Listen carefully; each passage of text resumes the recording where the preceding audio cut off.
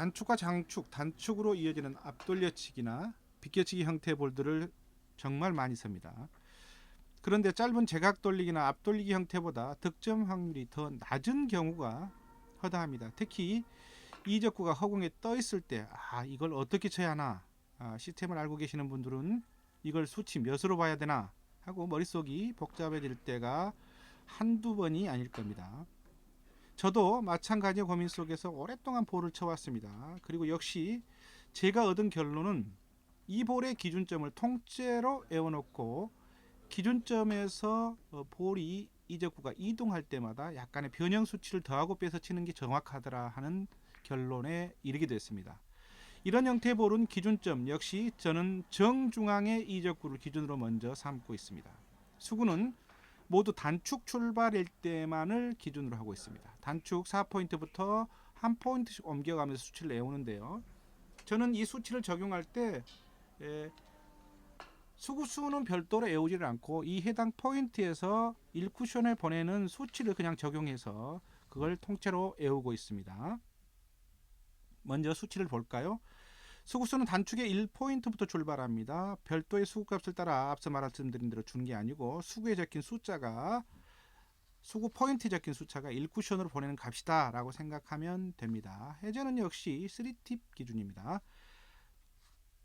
1쿠션 값은 포인트당 10, 20, 30, 40입니다. 수구가 단축 1포인트부터 한 포인트씩 옮길 때마다 1쿠션 값은 3, 8, 13, 18입니다. 이적구는 정중앙에 있을 때입니다. 단축 1포인트에서는 1쿠션으로 3으로, 2포인트에서는 1쿠션 8로, 3포인트에서는 13으로, 4포인트에서는 18 지점을 향해 회전을 3팁을 주고 보내면 이처럼 득점이 되는 겁니다. 자, 그렇다면 이적구가 정중앙에서 단축 방향으로 1포인트 이동하면 내려가면 어떻게 될까요? 아주 간단합니다.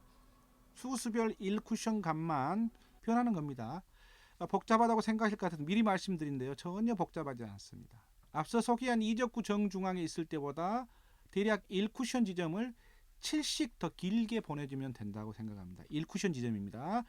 따라서 1쿠션 지점이 정중앙일 때는 3, 8, 13, 18이 단축 수구수 포인트별 수치였는데요. 7씩 더한다고 했죠. 따라서 10, 15, 20, 25 지점으로 보내면 되는 겁니다.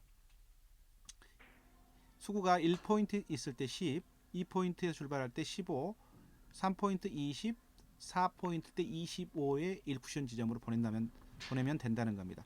회전은 역시 옆회전 3팁을 주고 편안하게 1쿠션 해당 지점을 바라보면서 보내주면 되는 겁니다. 혹시나 해서 다시 한번 강조해 드리는데요. 이것은 저의 기준이니까요. 여러분이 계속해서 해봤더니 나는 6식을 더하니까 더 맞더라. 아니 나는 8식을 더하니까 더 맞더라 하면 여러분의 기준으로 정해서 치시면 됩니다. 왜냐하면 여러분의 스트로크나 저의 회전력이 약간씩의 차이가 날 수 있기 때문에 수치의 1 또는 0.5의 차이는 그건 그렇게 중요하지는 않습니다. 그래서 여러분의 맞는 기준점을 가지셔 보라고 제가 갖고 있는 기준점을 갖고 말씀을 드리는 거니까 야 너 7로 쳤더니 안 맞아 이렇게 얘기하지 마시고 여러분들의 기준점을 찾는데 도움이 되시길 바랍니다. 다음은 이적구가 다시 한 포인트 내려가는 경우입니다. 그러니까 중앙에서 2포인트 내려가는 곳입니다. 역시 방식은 마찬가지입니다. 앞포인트 기준이 10, 15, 20, 25라고 했죠. 여기에 1쿠션 값을 7을 더해서 보내주면 되는데요.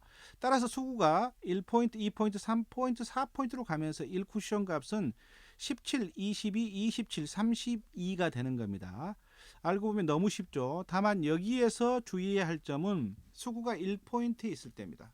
이 경우 입사 반사각에 의해서 17로 칠 경우에 4쿠션 이후에 조금 더 길어질 확률이 높습니다. 따라서 1쿠션에 있을 때만 보정값을 7이 아닌 2를 적용하시기 바랍니다. 즉 7이 아니고 2만 더해줘야 합니다. 따라서 이곳의 수치는 수구 1포인트 수치가 17이 아니고 대략 12를 바라보고 보내면 됩니다. 즉 12, 22, 27, 32입니다. 이 적구가 그 아래 포인트도 같은 방식입니다. 7씩만 더해주면 되는 거고요. 다만 여기서는 보정값이 입사 반사각 때문에 2포인트의 수구가 있을 때도 영향이 받습니다. 따라서 1, 2포인트씩만 2씩만 보정해주고 나머지 수구가 3포인트, 4포인트 있을 때는 7을 그대로 보정해주면 됩니다. 수치는 1포인트부터 14, 24, 32, 39입니다. 실제로 화면을 보면서 설명해 드리겠습니다.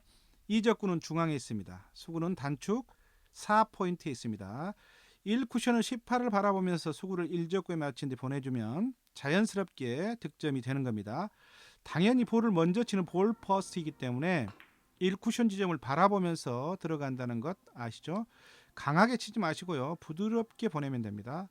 또한 실타를 하지 않는 요령은 수구가 1적구를 치고 밀고 들어가는 입사각에서는 상단 당점이 아니라 하단 당점을 통해서 수구가 1적구를 맞고 앞쪽으로 밀리지 않도록 해주는, 즉 입사선이 달라지지 않도록 하는 것이 매우 중요합니다. 자, 또 다른 볼의 사례를 볼까요? 이 적구는 7포인트 중앙선에 있습니다. 수구의 출발점은 1포인트의 연장선에 있습니다.